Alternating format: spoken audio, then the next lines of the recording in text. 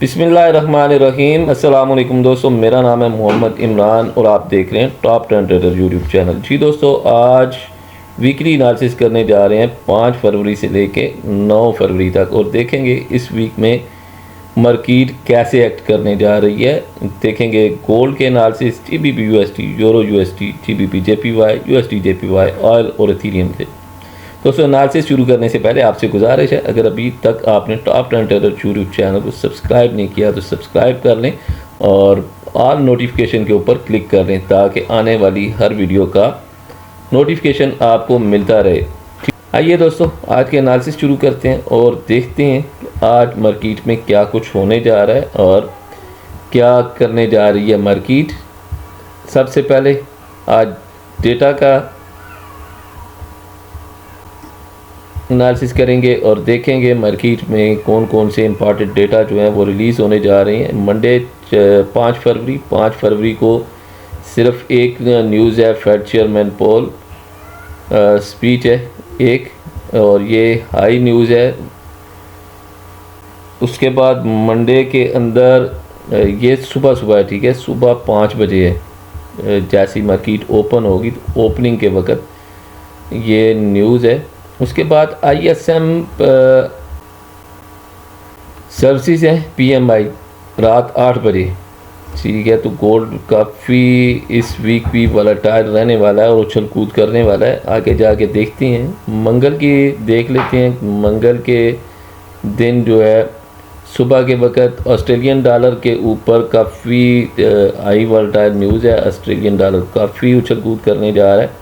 Australian dollar अगर उछल कूद करेगा तो साथ में गोल्ड भी करेगा, क्योंकि ऑस्ट्रेलिया भी एक गोल्ड प्रोड्यूसर मुल्क है।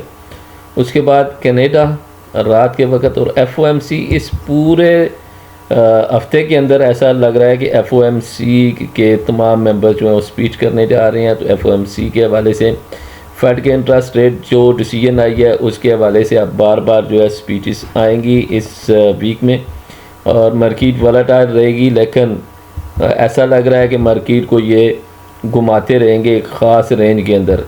आइए देखते हैं बुध वाले दिन भी हमें FOMC मिल रही है। FOMC के 2 मेंबर्स जो हैं वो स्पीच कर रहे हैं और यहाँ पे दोनों मेंबर जो हैं, एक 9 बजे और एक 10 बजे रात को स्पीच कर रहे हैं बुध वाले दिन। और यहाँ पे आगे जाके देखते हैं और कौन सी ऐसी इम्पॉर्टेंट न्यूज़ हैं। जुमेरात वाले दिन अनएम्प्लॉयमेंट क्लेम्स हैं, ठीक है, और अनएम्प्लॉयमेंट क्लेम्स जो है ये हर जुमेरात वाले दिन आते हैं, इनिशियल जॉब क्लेम और अनएम्प्लॉयमेंट क्लेम्स। और यहाँ पे भी आपको देखने को मिल रही है FOMC के मेंबर की स्पीच मिल रही है यहाँ पे भी, और शाम 6:30 बजे भी FOMC के मेंबर की स्पीच मिल रही है, रात 10 बजे और शाम 6 बजे। तो इट्स मीन कि ये मार्केट का जो स्ट्रक्चर है उसको उलट पुलट करने की कोशिश करेंगे और देखेंगे। टेक्निकल एनालिसिस बाद में देखते हैं। फ़िलहाल देखते हैं हाई न्यूज़ और अनएम्प्लॉयमेंट चेंजेस और एम्प्लॉयमेंट चेंजेस और अनएम्प्लॉयमेंट रेट जो है कनाडा का आ रहा है जुम्मे वाले दिन कोई न्यूज़ नहीं है US सेशन में। तो US सेशन जो है वो बिल्कुल खामोश है जुम्मे वाले दिन जो मिल रहा है हमें कैनेडियन डेटा मिल रहा है। जुमेरात वाले दिन FOMC है और इसी तरह अनएम्प्लॉयमेंट क्लेम्स हैं, US डेटा है US सेशन में। बुध वाले दिन अच्छा डेटा है और इसी तरह मंगल वाले दिन और सोमवार वाले दिन भी US का डेटा मौजूद है। तो ये फुलफिल है न्यूज़ के साथ और देखते हैं। न्यूज़ तो जब डेटा रिलीज़ होता है तब ही उनको, फ़िलहाल तो मैं प्रेडिक्ट नहीं करता हूँ, तब ही उनको लाइव देखेंगे और टेक्निकल के ऊपर बात करेंगे। क्वार्ट रिपोर्ट को देख लेते हैं। ये एक अहम सेगमेंट है भाई। क्वार्ट रिपोर्ट के अंदर जो कुछ हुआ है ना, ये आपको सरप्राइज़ करने जा रहा है। क्वार्ट रिपोर्ट सरप्राइज़ करने जा रही है और ये नॉन कमर्शियल का एरिया है और नॉन कमर्शियल जो है इस वक्त अपनी जो पोजीशन है विड्रॉल कर रहे हैं वो लॉन्ग से कर रहे हैं, ठीक हो गया। लॉन्ग से कितनी पोजीशन विड्रॉल की है इन्होंने? 21,878 और यहाँ पे इस वक्त शार्ट में ना ये बिल्कुल माइनर सी पोजीशन से बाहर निकले हैं, बिल्कुल माइनर 195 से। इस मीन के शार्ट में ये रहना चाहती हैं और लॉन्ग से बार बार निकल रहे हैं। पिछले हफ्ते भी लॉन्ग से निकले हैं और इस दफ़ा भी। और लॉन्ग मीन्स बाय होते हैं, बाय पोजीशन को ये ख़त्म कर रहे हैं। और यहाँ पे अगर देखें इसके अगेंस्ट, तो ये कमर्शियल का एरिया है और कमर्शियल जो है कौन होते हैं, बैंक्स होते हैं, इंस्टीट्यूट होते हैं। तो बैंक्स और इंस्टीट्यूट जो हैं वो शॉर्ट पोजीशन से विड्रॉल करते जा रहे हैं। ये दिसंबर के अंदर 3 लाख से ऊपर 3,74,000 के करीब पोजीशन पे थे, अब 2,88,000 की पोजीशन पे आ चुके हैं शॉर्ट के अंदर, ठीक है। तो ये चाह रहे हैं कि मार्केट जो है आहिस्ता आहिस्ता स्लो जो है वापस आए, लेकिन ये साथ साथ बैलेंस भी करते जा रहे हैं, कमर्शियल और नॉन कमर्शियल आपस में एक दूसरे को बैलेंस भी करते जा रहे हैं। यहाँ पे ये लॉन्ग के अंदर इंटर होना स्टार्ट हो गए हैं और इनको लग रहा है कि मार्केट जो है अब बाय के अंदर आहिस्ता आहिस्ता मूव करेगी और आहिस्ता आहिस्ता मार्केट बाय के अंदर भागने की कोशिश करेगी। अच्छा, ये जो यहाँ पे आके ना विड्रॉल करते हैं, ठीक है, पोजीशन से विड्रॉल करते हैं, इट्स मीन ये होता है कि इन्होंने अपने प्रॉफिट वीकली और मंथली जो प्रॉफिट है वो बुक करने स्टार्ट कर दिए हुए हैं। यहाँ पे ये जो विड्रॉल कर रहे हैं, लॉन्ग के अंदर से विड्रॉल कर रहे हैं, तो इट्स मीन 1800 वाले एरिया से जो इन्होंने और 1900 वाले एरिया से जो बाइंग की थी वो अब ये निकलते जा रहे हैं और न्यू पोजीशन को ऐड करने की अब प्लानिंग हो रही है। तो आइए देखते हैं टेक्निकल एनालिसिस में। कार्ट रिपोर्ट भी हमने देख लिया। टेक्निकल एनालिसिस में आज सबसे पहले देखेंगे हम जी मंथली चार्ट, और मंथली चार्ट में कुछ अहम है, कुछ देखने को है भाई। ये मंथली चार्ट है मेरे सामने और मंथली चार्ट में अगर देखें तो यहाँ पे ये हमें एक सप्लाई एरिया मिल रहा है और ये सप्लाई एरिया अब कंफर्म हो चुका है। अब ये तीसरा मंथ है, ठीक है, तो ये सप्लाई एरिया कंफर्म हो चुका है और मुझे ये लगता है कि मार्केट मंथली कैंडल की जो है वो इस दफ़ा भी बैरिश क्लोज़ होने जा रही है और बुलिश नहीं होने जा रही, बैरिश ही क्लोज़ होने जा रही है। तो इट्स मीन मार्केट, अगर मैं यहाँ पे एक फिबोनाची को अप्लाई करता हूँ, फिब को अप्लाई करता हूँ, तो ये फिब के मुताबिक मार्केट आ सकती है भाई 1977 और अगेन आ सकती है 1940। ये जी फिब का आइडिया है और मैक्सिमम आ सकती है मार्केट 1887, ठीक है। तो ये हमारा फिब का आइडिया है, ठीक है। फिब इस तरह से अप्लाई हो सकती है और होती नज़र आ रही है मंथली कैंडल के ऊपर। आइए वीकली देख लेते हैं और वीकली सिनेरियो देखते हैं। तो वीकली भी क्लोजिंग जो है ये नीचे ही आई है, पिछली प्रीवियस कैंडल जो इंगल्फिंग कैंडल है उससे बाहर नहीं गई है मार्केट। तो मुझे नहीं लगता कि मार्केट मज़ीद ऊपर 2100 वाली रेंज में जाएगी। बहरहाल वीकली सिनेरियो भी एक अच्छा सिनेरियो है, ये अच्छी बुलिश कैंडल है। अगले वीक की कैंडल जो है वो बुलिश हो सकती है और काफ़ी ऐसा लग रहा है कि 2068 से ऊपर 2078 तक भी जंप लग सकता है। अगर ये जंप लगता है तो ये गोल्डन अपॉर्चुनिटी होगी फिर हमारे लिए। सेलिंग की, बाइंग की अपॉर्चुनिटी फ़िलहाल नहीं है। आइए देखते हैं। इसके बाद हमारे सामने डेली चार्ट है, ठीक है। तो डेली चार्ट क्या कहता है इसके बारे में देखते हैं। ये हमारे सामने डेली कैंडल है और डेली कैंडल जो क्लोज़ हुई है 2039.60 के ऊपर, 2039.60। कल की जो कैंडल ओपन हुई थी ना, कल की कैंडल ओपन हुई थी 2039.73 के ऊपर, तो ये है 2060। 73 की कल की कैंडल की ओपनिंग है, याद रखिएगा। कल जो मार्केट ओपन हुई थी ये 2039 और आज 2060 के ऊपर हो रही है। तो मार्केट आलमोस्ट उससे नीचे ही जो है क्लोज़ हुई है कल की कैंडल से और इंगल्फिंग बन चुकी है। ये कैंडल इंगल्फिंग आपको वो मानना पड़ेगा। और ऊपर सप्लाई भी बन गई है, ठीक है। सबसे अहम बात होती है सप्लाई बनी है कि नहीं बनी है। तो इस कैंडल के ऊपर हमें सप्लाई भी मिल रही है और ये सप्लाई कैंडल है। हमारे सामने एक न्यू सप्लाई क्रिएट होगी है। ये एक फर्स्ट एरिया है सप्लाई का, ये सेकंड एरिया है सप्लाई का और ये थर्ड एरिया, ठीक है। तो मुसलसल आप सप्लाई क्रिएट होना स्टार्ट हो गई है। इट्स मीन के मार्केट अगर मैं इसको डेली कैंडल के ऊपर फिर अप्लाई करता हूँ तो मेरे सामने फिर डेली का एक निकल आएगा, आइडिया निकल आएगा। मार्केट 2042 और उससे ऊपर मैक्सिमम जाती है तो 2046 से ऊपर निकल जाती है तो फिर ये रिस्क के ऊपर जाना शुरू हो जाएगी। और अगर मैं डेली की बात करूं तो डेली में मैक्सिमम मार्केट ने 2048 के ऊपर जाना चाहिए, इसको लेकर जा सकते हैं। लेकिन याद रखिएगा 48-49 के बाद फिर ये मार्केट मज़ीद बुलिश हो जाएगी। इसको मैं नहीं रिकमेंड करता कि यहाँ से आप ट्रेड लें। अगर ये 2048 और 2046 के दरमियान, इन $2 के दरमियान मार्केट रिजेक्ट होती है नीचे, तो ये एक बेस्ट बाइंग सेलिंग पोजीशन होगी M30 के अंदर आने वाले दिनों में।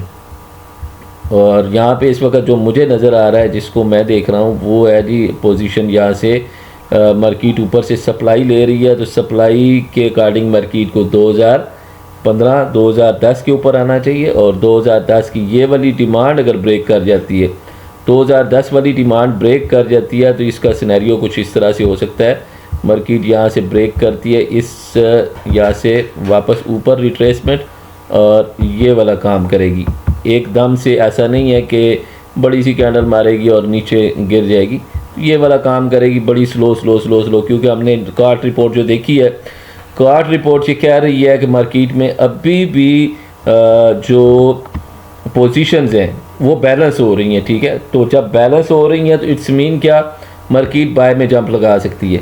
ये फर्स्ट सिनेरियो है। मार्केट यहाँ से 2039 से ऊपर 2050, 2052 और उसके बाद फिर नीचे वापस 2028-30, फिर इसी तरह 2038, फिर नीचे 2014, 2028 और फिर नीचे 2000 की तरफ नीचे आ सकती है। और ये स्लो प्रोसेस है। अल्टरनेट देखते हैं, फ़र्ज़ करें ऐसा नहीं होता, मार्केट कभी कभी आपको परेशान करती है। तो यहाँ से मार्केट उठती है, एक कैंडल बनती है, क्लोजिंग करती है जाके 50, 48, 52 सारी दिन ऊपर नीचे भागती ये 50 के ऊपर भागती है। तो अगली कैंडल ने क्या करना है, तो लो मारना है 46 का और यहाँ से जाके फिर इसने प्रीवियस हाई तोड़ देना है 2060, 2065 के ऊपर जाके क्लोजिंग। अगर क्लोजिंग आ जाती है 2065 के 63, 64, 65 से ऊपर डेली क्लोजिंग आ जाती है, तो फिर हम क्या देखेंगे, मार्केट को रीटेस्ट के ऊपर बाय देखेंगे और मार्केट कहाँ तक जा सकती है, 2085 तक जा सकती है। फिर हमारा ये वाला जो सप्लाई लेवल है ना, ये वाला सप्लाई लेवल, इसके अंदर मार्केट जा सकती है। लेकिन ऐसे चांसेस कम लग रहे हैं, लेकिन चांसेस हैं भाई, चांसेस कम है। पिछले हफ्ते भी मार्केट के चांस कम थे, लेकिन मार्केट ने बाय मार दिया। और मैं एक्सपेक्ट कर रहा था मार्केट जो है ये 38 से 40 मारेगी और नीचे गिरेगी, लेकिन ऐसा नहीं हुआ। मार्केट ने मारा और ये वाला लेवल जो हमारा था ऊपर वाला सप्लाई लेवल, इस एरिया में न्यू सप्लाई बना के मार्केट आई है। तो अब अगर इस एरिया में न्यू सप्लाई बनी है और ये प्रीवियस सप्लाई काफ़ी स्ट्रॉन्ग सप्लाई है, न्यू सप्लाई बन चुकी है, तो मुझे जो मेरे ज़ाती एक्सपीरियंस है वो ये कहते हैं कि मार्केट को इस डिमांड में आना चाहिए, 2010 में आना चाहिए। इस वीक में 2010 हो सकता है, इसके पॉसिबिलिटीज़ ज़्यादा हैं। आइए देखते हैं ज़रा H4 के एनालिसिस देखते हैं। तो H4 में हमें नज़र आ रहा है जो वो है जनाब, यहाँ पे अभी हमने फिर अप्लाई किया हुआ है, तो ये वाला एरिया है 2000 और ये तकरीबन है 45-46 का, ठीक है। तो मार्केट इस एरिया को टेस्ट करके अगर नीचे गिरती है ना, ठीक है, तो आपने सेलिंग करनी है। और यहाँ पे ये देखें, यहाँ पे ना ये नीचे क्या बना हुआ है, डिमांड बनी हुई है, और यहाँ पे ऊपर क्या है, सप्लाई है। सप्लाई भी काफ़ी स्ट्रांग है और डिमांड भी स्ट्रांग है, ठीक है। तो अगर हम इस बात को देखें, सप्लाई और डिमांड को मेजर करें, तो सप्लाई बड़ी है और डिमांड छोटी है, ठीक है। डिमांड का एरिया छोटा है, सप्लाई बड़ा है, तो मार्केट जो है 2046 मैक्सिमम अगर जाती है तो 2050 तक जाती है और यहाँ से गिरती है मार्केट, तो ये एक अच्छा ऑप्शन होगा सेलिंग का 48 से 50, 46 से 50 के दरमियान। यहाँ से ये एक अच्छा ऑप्शन होगा। और ये वाला जो डिमांड एरिया है ना, ठीक है, ये मैंने एरो इस तरफ किया है, 2014 वाला डिमांड एरिया, मार्केट इस एरिया में आ सकती है, ठीक है। तो यहाँ पे पूरा वीक जो है ऐसा हो सकता है कि मार्केट ने जिस तरह पिछले वीक में ना हमें मुसलसल धोखा देने में कामयाब हुई है, तो इस वीक में भी मुसलसल यही कुछ करेगी कि नीचे ऐसा लगेगा एकदम से गिर गई है और फिर वापस ऊपर, यहाँ से ऊपर। और इस दफ़ा जो है न्यूज़ का सिलसिला बहुत ज़्यादा है, ठीक है। इस दफ़ा FOMC के मेंबर्स की स्पीच है और सारी स्पीच जो है वो FOMC के मेंबर्स की 6 बजे, 9 बजे, 10 बजे के दरमियान है। आइए मज़ीद देख लेते हैं हम इसको छोटे टाइम फ्रेम में, सॉरी H4 में देखते हैं। और H4 में जो नेक्स्ट लेवल है हमारे पास 2014 से नीचे फिर 2005 वाला लेवल है, और 2005 ब्रेक होगा तो फिर 1985 के अंदर जा सकती है। फर्स्ट ऑफ ऑल हमारी ये सप्लाई एरिया, ये जो ऊपर हमारे पास पड़ा हुआ ना सप्लाई एरिया, ये सप्लाई एरिया अगर ब्रेक हो जाता है तो मार्केट 2085 तक जाएगी, अदरवाइज़ इसको रीटेस्ट कर सकती है सप्लाई एरिया को। और अगेन इस सप्लाई एरिया के पास जाके 2052, 2048 इस एरिया में जाके मार्केट रिजेक्ट होके गिरती है, तो ये काफ़ी अच्छा गिरेगी और इसके चांसेस भी ज़्यादा हैं। आइए देख लेते हैं GBP USD को। इस दफ़ा GBP USD क्या करने जा रही है। GBP USD का देख लें जनाब, ये है जी हमारे सामने डेली का चार्ट है और फ़िलहाल रेंज के अंदर है, ठीक है। 100% रेंज के अंदर है, ना ही बाय है ना ही सेल है, कुछ भी नहीं है। पूरा महीना जनवरी का गुजर गया है, पूरे महीने में जनवरी में मार्केट ने ये लो लगाया था यहाँ पे, ऊपर से जनवरी की स्टार्टिंग में लो पे आई है और यहाँ से भागती भागती भागती भागती और यहाँ पे फरवरी के स्टार्टिंग में फिर उसी लो पे आकर रुक गई है। अगर तो ये इसका ब्रेकआउट करती है, जिसका मैं बार बार इस रेंज का जिक्र कर रहा था, अगर ये इसका ब्रेकआउट करती है तो हमें एक सेल की अच्छी अपॉर्चुनिटी मिल सकती है। और ये सेल की अपॉर्चुनिटी कहाँ तक हो सकती है भाई, ये हो सकती है नंबर 1 जो है 1.2497, और उससे नीचे की अगर बात करूँ तो नीचे का मुझे नहीं लग रहा है इतना ज़्यादा नीचे गिरेगी। 1.2495, 24 और 1.25, 20, 25, 30 इस एरिया में आ सकती है मार्केट और यहाँ से उछल सकती है। और GBP USD नेक्स्ट इसको ब्रेक करती है तो यहाँ पे एक रेंज बनाने की कोशिश करेगी। ये एरिया इसका रेंज बन गया जाएगा 1.2480 से लेके 2620, 2630 के दरमियान न्यू रेंज बन जाएगी। बहरहाल ब्रेकआउट के ऊपर 2620 के ऊपर यहाँ पे आप इसको सेल कर सकते हैं और 2 से 3 दिन ये सेल में गिर सकती है। अब बात कर लेते हैं यूरो USD को। तो यूरो USD स्टिल जो है सेल के अंदर है, बाइंग के अंदर नहीं है। फ़िलहाल बाइंग पोजीशन इसकी नहीं आई, सेलिंग के अंदर ये वाला जो एरिया मैंने आपको प्रीवियस वीक में भी बताया था कि यहाँ पे आती है तो यहाँ से एक अच्छी बाय मिल सकती है 1.0680 के अंदर से। यूरो USD यहाँ से अच्छा बाय हो सकता है और यहाँ से बाय कहाँ तक होगा, ये 1.12 तक वापस जा सकता है क्योंकि 1.12 पर इसकी सप्लाई पड़ी हुई है, तो 1.12 तक ये वापस जा सकता है। फ़िलहाल ये कंसोलिडेशन पीरियड चल रहा है इसका और यहाँ पे ये एक चैनल भी चल रहा है, ठीक है। तो मार्केट एक चैनल के अंदर है यूरो USD की और इस चैनल के अंदर मार्केट मुसलसल भाग रही है। ब्रेकआउट ना तो सेल में हो रहा है और ना ही बाय में हो रहा है, किसी एक साइड पे ब्रेकआउट नहीं हो रहा।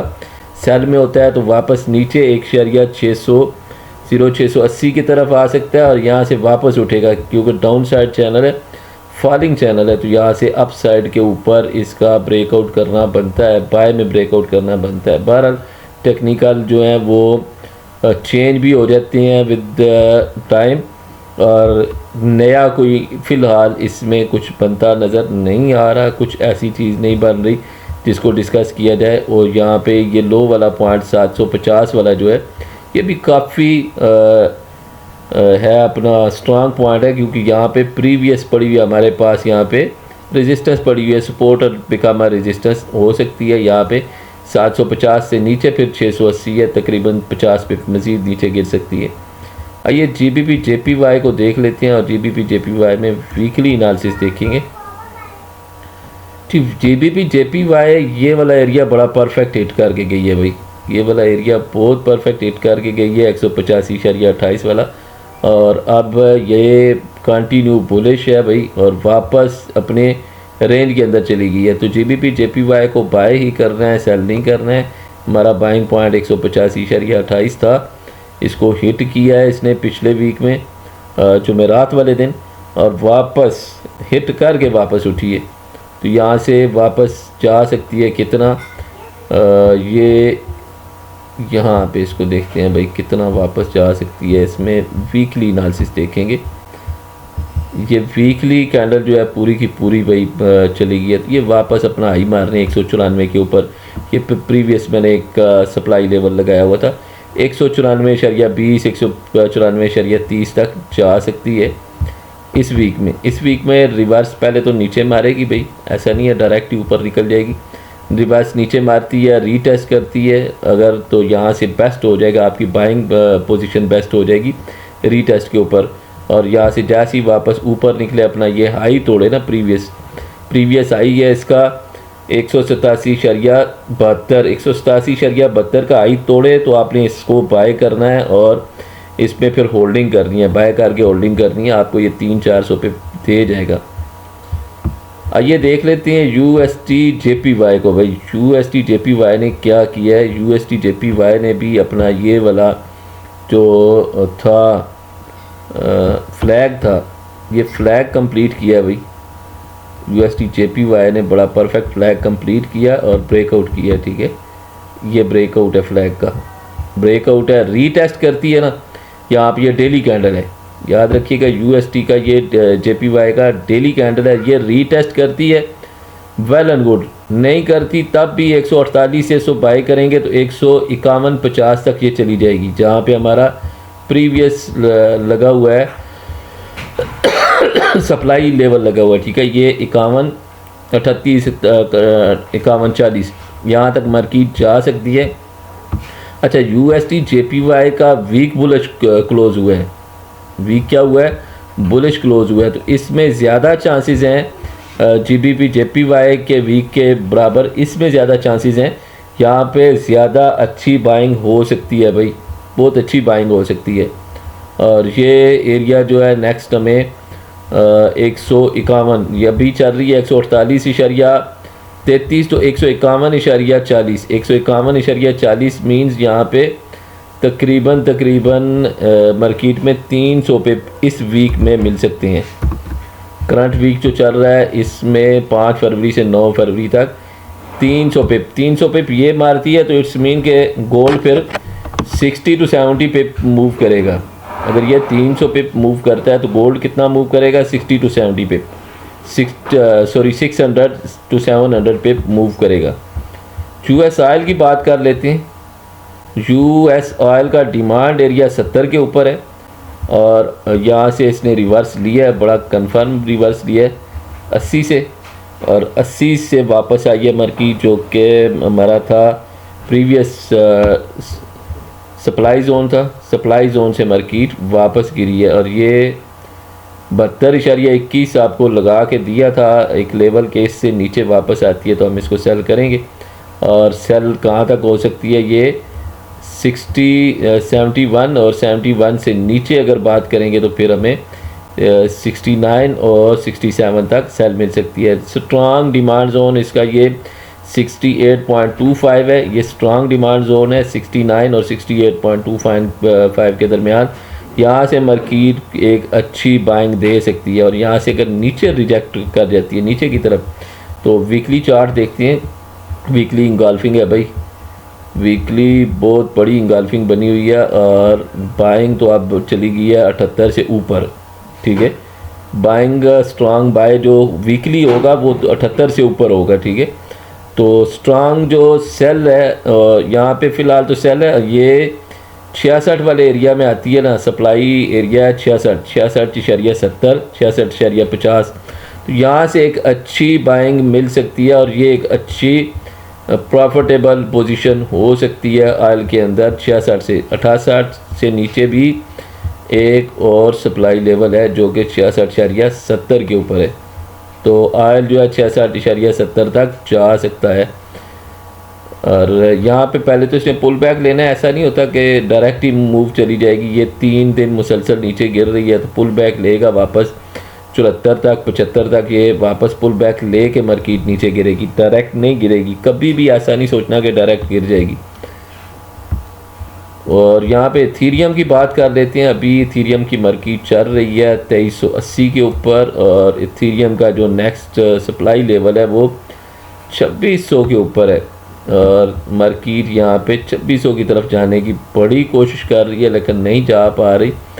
तो मार्केट यहाँ पे मज़ीद सेल हो सकती है। सेल के लिए आपको लेवल बताया था कि यहाँ पे मार्केट अगर ये प्रीवियस लो से क्लोजिंग करता है 2280 और 2240 से नीचे क्लोजिंग करता है तो मार्केट मज़ीद 1600 की तरफ आ जाएगी। ये 2600 के एरिया से आपको सेलिंग बताना शुरू की थी, मार्केट सेल होगी 1600 की तरफ जाएगी, 1600 की तरफ जाएगी। ये एक इंगल्फिंग कैंडल है और इंगल्फिंग का आलमोस्ट 76% जो है रीटेस्ट हो चुका है और आज की कैंडल रिवर्स हो रही है। तो मार्केट मज़ीद 1900 और 1900 से नीचे फिर और भी हैं भाई, जहां और भी हैं। ये 2103 का लेवल अगर नीचे क्रॉस कर जाती है ना डिमांड एरिया, तो उसके बाद नेक्स्ट डिमांड जोन जो है वो 1550 के ऊपर है। तो 1550 तो खैर बहुत दूर है, लेकिन मैंने यहाँ पे एक ट्रेंड लाइन लगाई हुई है जो कि 1767 के ऊपर है। तो ये ट्रेंड लाइन रीटेस्ट हो सकती है और ये मंथली ट्रेंड लाइन है भाई, आई थिंक मंथली है, डेली मंथली है बिल्कुल। तो ये मंथली ट्रेंड लाइन है भाई। और यहाँ पे ये क्या है, चैनल बना हुआ है, ठीक है। तो चैनल के ऊपर से सप्लाई मिल रही है इसको और यहाँ पे ये नीचे की तरफ गिर सकती है। और ये एरिया कौन सा हो सकता है, 1780 का हो सकता है भाई। 1780 तक तो इथीरियम गिर सकता है और मंथली काफ़ी स्ट्रांग इसके अंदर सप्लाई आ चुकी है। गोल्ड को रिवाइज कर लेते हैं और देख लेते हैं इस वीक के स्ट्रांग रेजिस्टेंस पॉइंट कौन कौन से हो सकते हैं और बाय कहाँ से मिल सकती है। अगर हम बाय की बात करते हैं तो बेस्ट बाय गोल्ड की कहाँ से मुतवक्के है। इस वक्त डेली चार्ट के ऊपर हम शिफ्ट हो रहे हैं और डेली चार्ट के मुताबिक गोल्ड में जो बेस्ट बाय का ऑप्शन है वो है जनाब 1975 के ऊपर। 1975 से पहले हमें बेस्ट बाय का ऑप्शन नहीं मिल रहा और बेस्ट सेलिंग का ऑप्शन जो है 2082 से लेके 85 का बेस्ट सेलिंग ऑप्शन है। लेकिन ये वीक रहने वाला है रेंज में, तो याद रखिएगा रेंज में 2052-55 के ऊपर जाएगी मार्केट, तो ये बेस्ट सेलिंग ऑप्शन है। और नीचे 2013-14 के ऊपर जाती है तो ये बेस्ट बाइंग ऑप्शन होगा रेंज के अंदर। यह रेंज अगर ब्रेक होती है, ठीक है, यहाँ पे अब मैं एक गोल्ड के अंदर भी रेंज लगाने लगा हूँ जिस तरह हमारी GBP USD रेंज के अंदर है ना, तो ये भाई साहब भी अब रेंज के अंदर है, ठीक है। तो इस भाई साहब को हम मार्क कर लेते हैं भाई, कोई बड़ी बात नहीं है, मार्क करना चाहिए। ये अब रेंज आ चुकी है और नेक्स्ट जो है इसके अंदर जो ऑप्शन है वो मुझे जो नज़र आ रहा है, जिसको मैं देख रहा हूँ वो है 2001 से नीचे ब्रेक करती है तो 1975 कन्फर्म है। और नेक्स्ट अब मार्केट इस रेंज में ऊपर की तरफ 1 2 3 4 दफ़ा ऊपर की तरफ टेस्ट हो चुकी है और अब दोबारा 2005-2004 इस वीक में टेस्ट हो सकता है। 2004-5 को ब्रेक करती है, 2001 को ब्रेक करती है, ये प्रीवियस जो वीकली लो है इसको ब्रेक करती है मार्केट, फिर डेफिनेटली 1975 और 1975 से नीचे जा सकती है और नीचे फिर जो है मार्केट बहुत ही नीचे जा सकती है जो कि 1938 भी हो सकता है। बहरहाल इसकी रेंज अगर ब्रेक होती है अप साइड में, याद रखिएगा अगर अप साइड में 2063 से ऊपर कोई भी कैंडल क्लोज करती है तो 2085 और 2085 से बाहर निकलती है, इसकी ऊपर क्लोजिंग हो जाती है 2088.92 से ऊपर, फिर मार्केट 2117 तक जा सकती है। स्ट्रांग रेजिस्टेंस पॉइंट है 2088.92 और स्ट्रांग जो सपोर्ट पॉइंट है हमारे सामने वो है 1972.68। तो ये स्ट्रांग रेंज है, इसके दरमियान मार्केट फ़िलहाल जो है फंसी हुई है। और अब जो करंट रेंज बनी है वो है 2001 से लेके 2063 के दरमियान।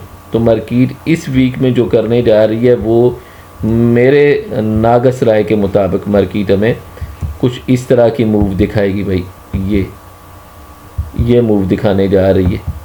ये एरो इसलिए लगा रहा हूँ ताकि आप लोगों को समझ आ सके कि इस तरह की मूव आप एक्सपेक्टेड है, थोड़ा चार्ट को मज़ीद बड़ा करता हूँ। यहाँ पे इस वीक में जो वीकली मूव हो सकती है, ये ऊपर जाके मार्केट विक बना के ये और ये यहाँ से 2 से 3 कैंडल और फिर एक कैंडल बड़ी, फिर ये और ये मूव आ सकती है। ठीक है, तो इस मूव को नोट कीजिएगा, ये पैटर्न बनेगा और यहाँ पे फिर एक चैनल भी बनेगा। ऐसा नहीं है कि बग़ैर किसी पैटर्न के मार्केट भागना शुरू कर देगी। ऑलरेडी पैटर्न के अंदर थी, पैटर्न ब्रेक हुआ और वापस मार्केट ने नया पैटर्न बनाना शुरू कर दिया है। आइए आज के एनालिसिस यहीं पे ख़त्म होते हैं, मिलते हैं सोमवार वाले दिन डेली एनालिसिस में और साथ लाइव स्ट्रीम में। तब तक के लिए आपसे इजाज़त चाहूँगा। अपना बहुत सारा ख्याल रखिएगा, दुआओं में याद रखिएगा। अल्लाह।